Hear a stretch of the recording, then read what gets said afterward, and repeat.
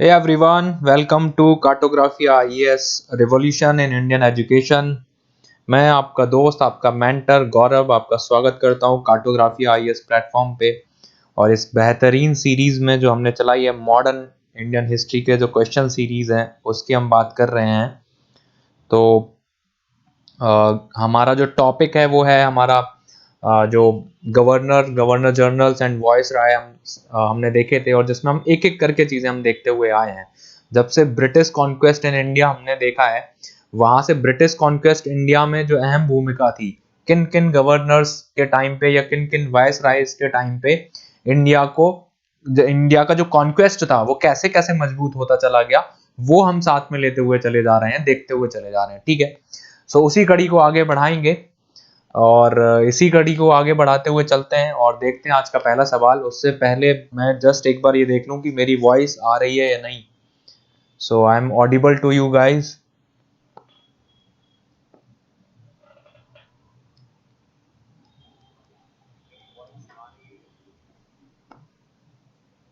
चलो भाई, है ना। सो स्टार्ट करते हैं। और लास्ट लेक्चर में हमने जो मेन फेज था उसमें हमने देखा था कि 1857 की क्रांति हुई। क्रांति के बाद 1858 में क्या हुआ, इंडियन कौंसल एक्ट आया था। ठीक है, भारत शासन अधिनियम स्टार्ट हो जाता है वहीं से। भारत परिषद अधिनियम 1858 स्टार्ट हुआ। 58 के टाइम पे आपको पता ही होगा, लॉर्ड कैनिंग उस टाइम पे इंडिया के गवर्नर जनरल थे, जिनको पहला वाइस राय हमने बना दिया था। ओके, एंड फर्स्ट वाइस राय बनने के बाद आप देखोगे कि हमने फिर लॉर्ड मेयो को देखा था, लॉर्ड लिटन को देखा था, ठीक है, लॉर्ड रिपन को देखा था। ठीक है, एंड इसके बाद आगे की जो इम्पोर्टेंट कड़ी है उसमें हम सबसे पहले चर्चा करेंगे लॉर्ड कर्जन की। ठीक है, तो शुरुआत आज हमारी जो होगी वो लॉर्ड कर्जन के टाइम से ही होगी। तो स्टार्ट करते हैं और लॉर्ड कर्जन से अपना विषय में स्टार्ट करता हूँ। और कर्जन इतना ज्यादा इनफेमस है कि आप सभी को पता है बंगाल का विभाजन, लेकिन उसके पीछे की एक कहानी है जो आपको एक समझनी है कि वो क्यों इतना इनफेमस है। सो सबसे पहले शुरू करते हैं पहला सवाल। So who compared Curzon administration in India to the Aurangzeb. ठीक है, ऐसा कौन व्यक्ति है, ऐसा कौन उदारवादी नेता है जिसने कर्जन का जो एडमिनिस्ट्रेशन है उसको औरंगजेब के एडमिनिस्ट्रेशन से कंपेयर किया है। ठीक है भाई, आंसर करो, आंसर करो भाई, आंसर। ऐसा कौन ऐसे व्यक्तित्व हैं, कौन ऐसे उदारवादी नेता हैं जिन्होंने कर्जन के एडमिनिस्ट्रेशन को औरंगजेब के एडमिनिस्ट्रेशन से कंपेयर किया है। ठीक है, कर्जन का जो एडमिनिस्ट्रेशन है वो औरंगजेब के एडमिनिस्ट्रेशन से कंपेयर है। गिव मी आंसर, आंसर करिए भाई गाइस, बहुत अच्छा सवाल है, आंसर करें। आंसर कई बार तुम्हें नहीं भी आता तब भी आप आंसर किया करो, क्योंकि आपका गलत आंसर होगा तो आपका दोबारा जब आप कभी पढ़ोगे तो आप सही कर जाओगे उस चीज को। तो आंसर करने पे कभी झिझक मत लीजिए, ठीक है।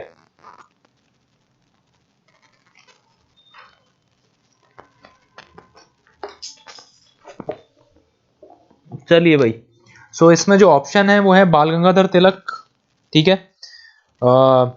गोखले साहब है, दादा भाई नौरोजी। ओके काजल, सी तुम्हारा जो आंसर है। अच्छा ये बताओ, दादा भाई नौरोजी को और किस नाम से जानते हैं हम, ठीक है, वो आप बताना होगा आपको इसमें। ओके, एंड और कोई भाई सही आंसर?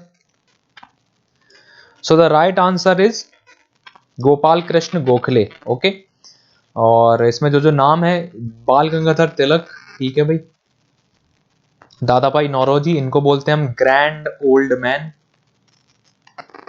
ठीक है, और एनी बेसेंट। एनी बेसेंट आप बताओगे, इन्होंने बहुत इंपॉर्टेंट रिवॉल्यूशन छेड़ा था बाद में भारत में, और वो भी मद्रास वाले एरिया में, जो साउथ इंडिया वाला एरिया था यहाँ पे छेड़ा था। और बाद में बाल गंगाधर तिलक से ये मिल जाती हैं, और 1916 और 17 में आप देखोगे दोबारा से इंडिया में एक आंदोलन चलेगा। नाम बताओगे उस आंदोलन का, क्या नाम था, ठीक है। एंड सबसे पहले बात करते हैं हम कर्जन की। सो कर्जन से शुरुआत, कर्जन इतना भयानक या इतना क्रूर क्यों था, उसके पीछे का रीजन जानते हैं, और वो रीजन बहुत इंपॉर्टेंट है जो आपको कई चीजें याद रखने के लिए जरूरी है। अब देखो, कर्जन की जब हम बात करेंगे तो कर्जन कैसी परिस्थिति में भारत आया, आपको पहले वो देखना होगा। सिचुएशन क्या थी इंडिया में जब वो भारत आया। तो भारत में जब आया उससे पहले आपको पता है 1892 का एक्ट आया था इंडिया में, ठीक है, 1892 का। और ये एक्ट किनके द्वारा लाया गया था? तो 1885 में कांग्रेस बनी थी, ठीक है।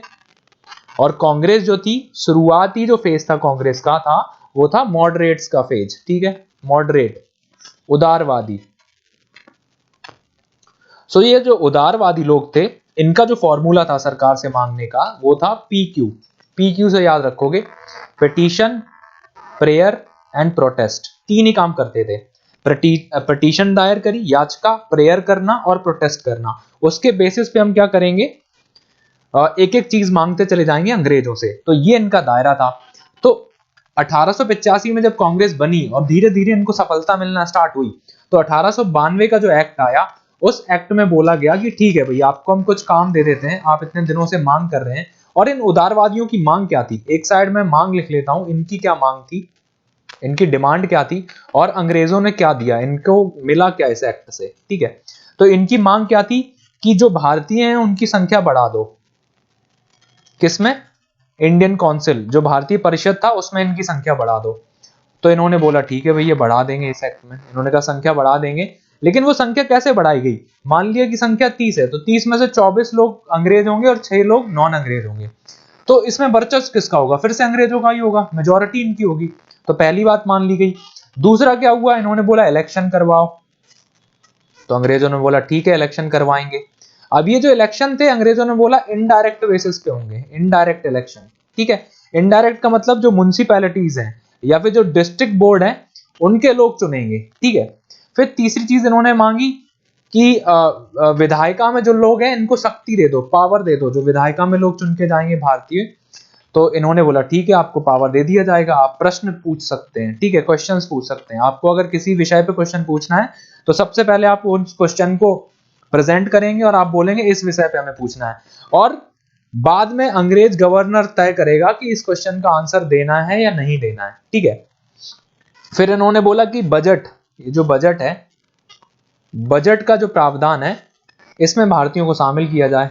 तो इन्होंने बोला ठीक है, बजट के प्रावधान में तुम शामिल हो, लेकिन बजट को तुम सुन सकते हो, बट बजट को लेके तुम कोई भी क्वेश्चन नहीं कर सकते हो, प्रश्न नहीं पूछ सकते हो। तो इनको ये लगा कि यार हमें मिला तो सब कुछ है, लेकिन कुछ मिला भी नहीं। मतलब ये इनके साथ ये क्या था, इल्यूजन हुआ है, इनके साथ एक धोखा हुआ है, ठीक है। अब इस धोखे को जब तक इनको समझ आया इंडियंस को, तो यही इसी के बाद आप देखोगे 92 के बाद से ही इंडिया में एक पंथ सामने आया, उग्रपंथी विचारधारा, एक्सट्रीमिस्ट आए। उन्होंने बोला कि मांगने से तो कुछ नहीं मिलेगा। और जैसे ही एक्सट्रीमिस्ट बढ़े, आप समझो कि कर्जन किस टाइम पे आ रहा है, आप समझो कि अब हुआ क्या है, एक्सट्रीमिस्ट आए, ठीक है। सो 1892 के बाद दो चीजें, दो चुनौतियां हैं। एक तो भारत में एक्सट्रीमिज्म बढ़ रहा था, ठीक है, उग्रपंथी विचारधारा बढ़ने लग गई।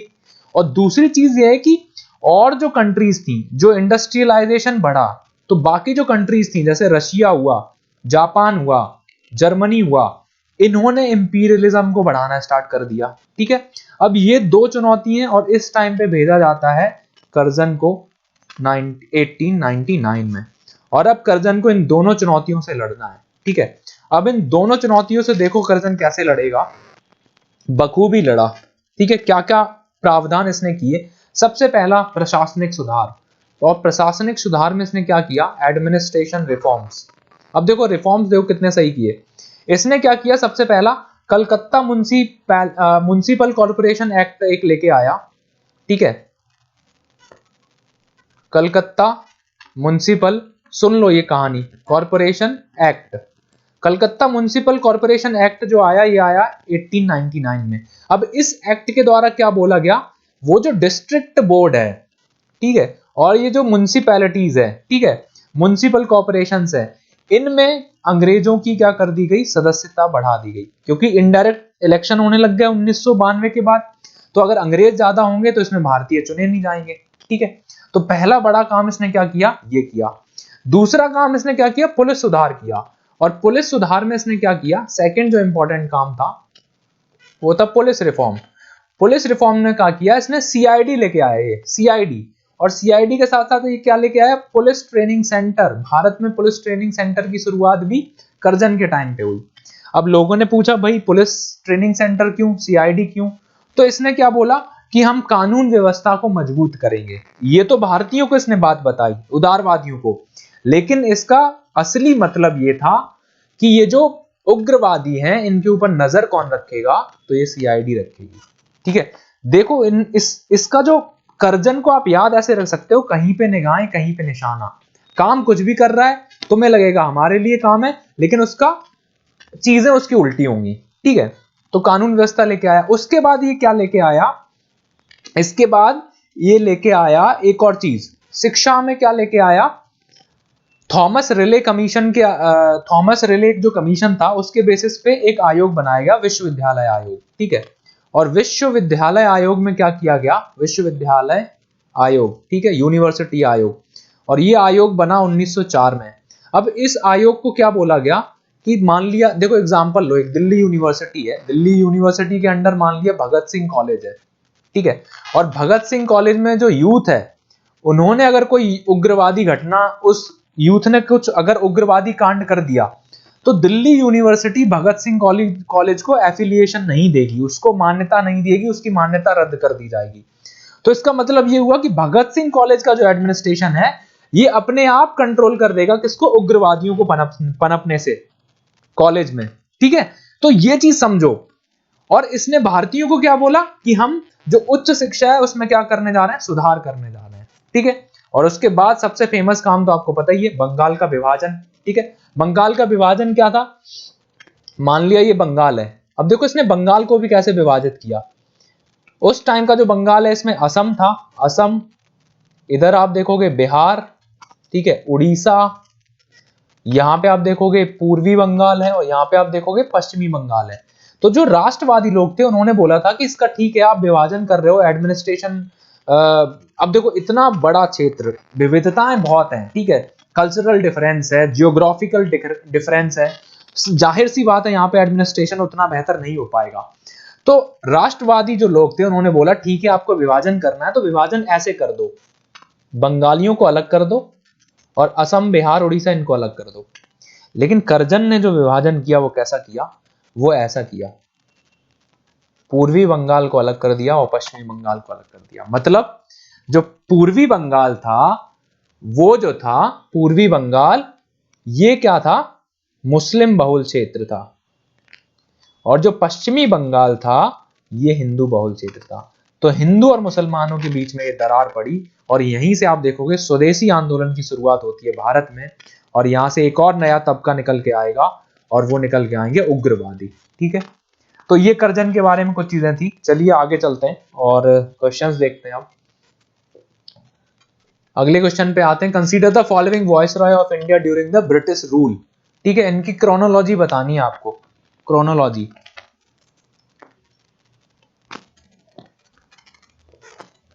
आंसर दो भाई, क्रोनोलॉजी, राइट आंसर। 1 2 3 4, 2 4 1 3, 1 4 2 3, या 2 3 1 4।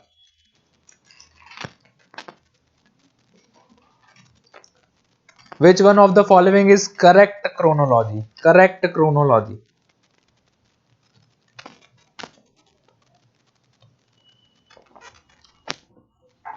आंसर कर भाई, काजल आंसर कर, Kajal, Rohit. Chronology, right chronology. ठीक है, तो आपको क्या करना पड़ेगा, इनके इतनी मैं स्टोरीज बता रहा हूं उसके साथ आपको ईयर भी याद रखनी होगी, इन्होंने क्या क्या काम किया उसके साथ साथ। ठीक है, लॉर्ड कर्जन की बात करें हम तो 1899 से लेके 1905। ठीक है, लॉर्ड हार्डिंग की अगर हम बात करें तो 1906 से लेके 1906 से लॉर्ड हार्डिंग की अगर हम बात करें, 6 नहीं, 1910 से लेके 1916। चैम्सफोर्ड की अगर हम बात करें तो चैम्सफोर्ड का जो टाइम है वो है 1916 से लेके और 1920, और लॉर्ड इरविन का जो टाइम है वो है 1926 से लेके 1931।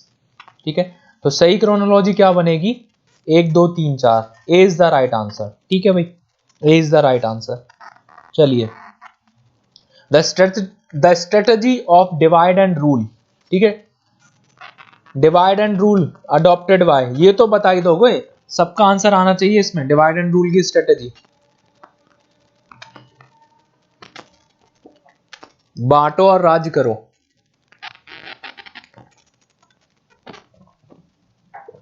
सही आंसर क्या होगा भाई डिवाइड एंड रूल का?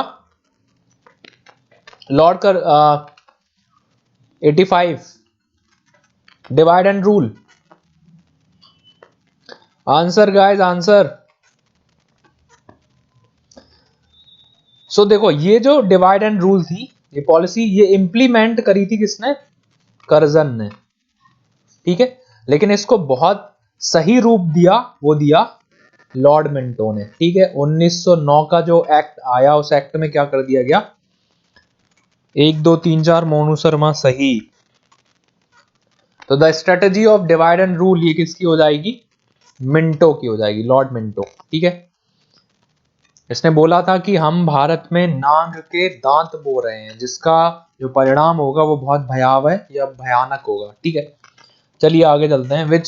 विच of the following governor general use the system of separate electoral college to conquer Muslim and make them against Congress? बहुत ही अच्छा सवाल है और बहुत ही सरल है और बहुत ही चीजें खोलेगा ये सवाल, ठीक है भाई। बहुत सारे सवाल। 1905 में क्या हुआ? बंगाल का विभाजन, पार्टीशन ऑफ बंगाल, ठीक है। हिंदू और मुसलमानों को अलग कर दिया गया। फिर मुसलमानों को भड़काया गया कि देखो जितने भी लीडर हैं वो हिंदुओं से हैं, मुसलमानों से ज्यादा लोग पढ़े लिखे नहीं है, लीडर नहीं है। कल को ये जो हिंदू राष्ट्र होगा इसमें मुसलमानों की बहुत बुरी हालत हो जाएगी। तो मुसलमानों, इनके बीच में एक शिमला समझौता हुआ। शिमला समझौता के बाद आप देखोगे 1906 में आती है मुस्लिम लीग, आगा खां और सलीमुल्लाह के द्वारा लेके, और यही शुरुआत थी भारत में सांप्रदायिकता की, ठीक है। तो सेपरेट इलेक्टोरल की जो बात करी थी, ये करी थी लॉर्ड मिंटो ने। कब करी थी? तो 1909 के एक्ट में, ठीक है भाई। चलो आगे। Who among the following was the only Jewish viceroy of India? ये अच्छा सवाल है, ये रटना ही पड़ेगा आपको, ये रटने वाला सवाल है। एकमात्र ऐसा जूस वायसराय कौन था भारत का? ठीक है, D is the right answer, सही बात है। ठीक है, इसका बता 87 का, 87। सो लॉर्ड कर्जन, कर्जन तो बिल्कुल भी नहीं था जूस, ठीक है। इसके टाइम पे जो इंपॉर्टेंट घटना है वो फिर से देख लेते हैं हम। पार्टीशन ऑफ बंगाल, ठीक है। और 1904 में ये क्या लेके आया? विश्वविद्यालय आयोग, यूनिवर्सिटी कमीशन, ठीक है। इसके बाद पुलिस व्यवस्था में क्या लेके आया था ये? सीआईडी, ठीक है, और police training centre. Lord Canning का हमने देखा ही है। लॉर्ड कैनिंग पहले वायसराय थे, फर्स्ट वायसराय ऑफ इंडिया, और इन्होंने इलाहाबाद में मैनिफेस्टो पढ़ा था जिसमें क्वीन विक्टोरिया को भारत की सामग्री घोषित किया गया। लॉर्ड इरविन कौन है? तो आपको पता ही है, गांधी और इरविन पैक्ट होगा, गांधी इरविन समझौता, ठीक है। और ये जो गांधी इरविन समझौता हुआ था ये 1931 में हुआ था, जिसमें गांधी जी ने मांगे रखी थी कि इन मांगों को आप पूरा करो, उसके बाद ही हम गोलमेज सम्मेलन में पार्टिसिपेट करेंगे, ठीक है। तो लॉर्ड रीडिंग जो हैं ये एकमात्र जूस वायसराय थे, ठीक है। D is the right answer, सही बात है। चलो आगे चलते हैं। विच one of the following pair is not correctly match? इसमें से कौन सा ऐसा है जो सही सुमेलित नहीं है? Pitt's India act, Warren Hasting, doctrine of lapse, Dalhousie, vernacular press act, Curzon और Ilbert bill Ripon. Answer guys, which one of the following pair is not correctly matched? कौन सा पेयर है जो करेक्टली मैच नहीं है? सो Pitt's India जो act है ये कब आया? मैं बता देता हूं, 1784 में, ठीक है।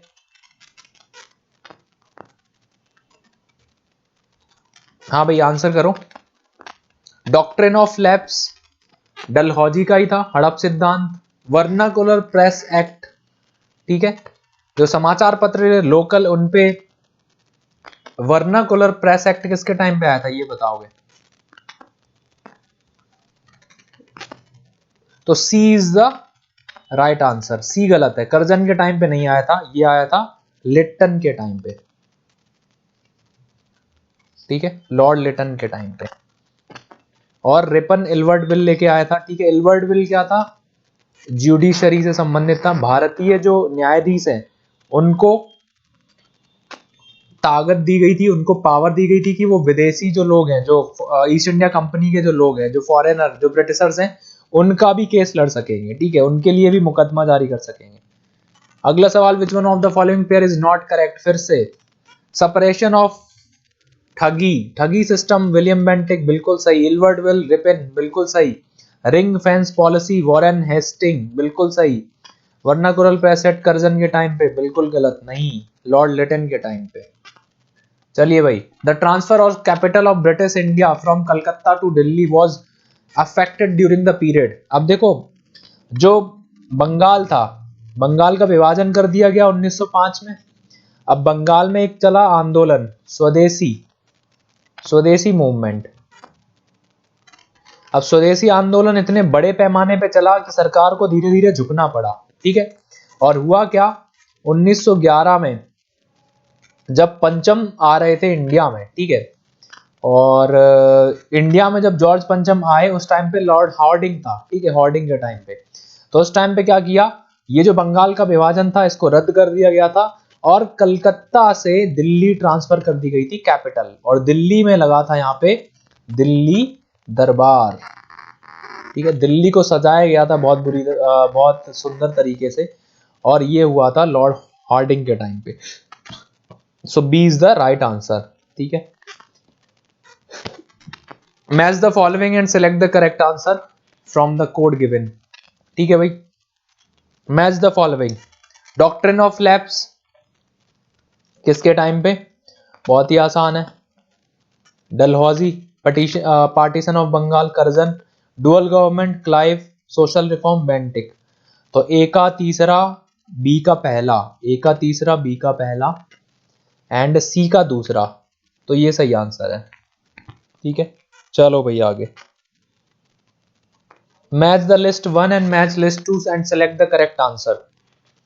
Governor general of presidency of Fort William in Bengal under regulating act 1773। ठीक है, governor general of India under charter act 1813, सही है। General governor and viceroy of India under act, बिल्कुल सही है, 1858। And general governor and crown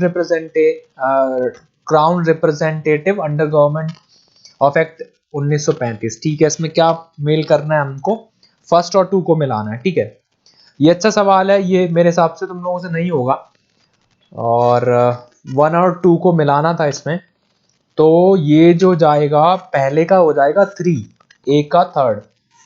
ठीक है, ये जो गवर्नर जनरल ऑफ प्रेसिडेंसी की बात करी गई थी, ये चार्ल्स कॉर्नवालिस एंड ये कॉर्नवालिस के टाइम पे। ठीक है, और बी का हो जाएगा 2, Bengal of general of India, and ये हो जाएगा यस एंड्रू ब्रॉन रोम से। ठीक है भाई, सो इसका सही आंसर आएगा 3-2, मतलब A is the right answer. ठीक है भाई, चलिए भाई, move to the next question.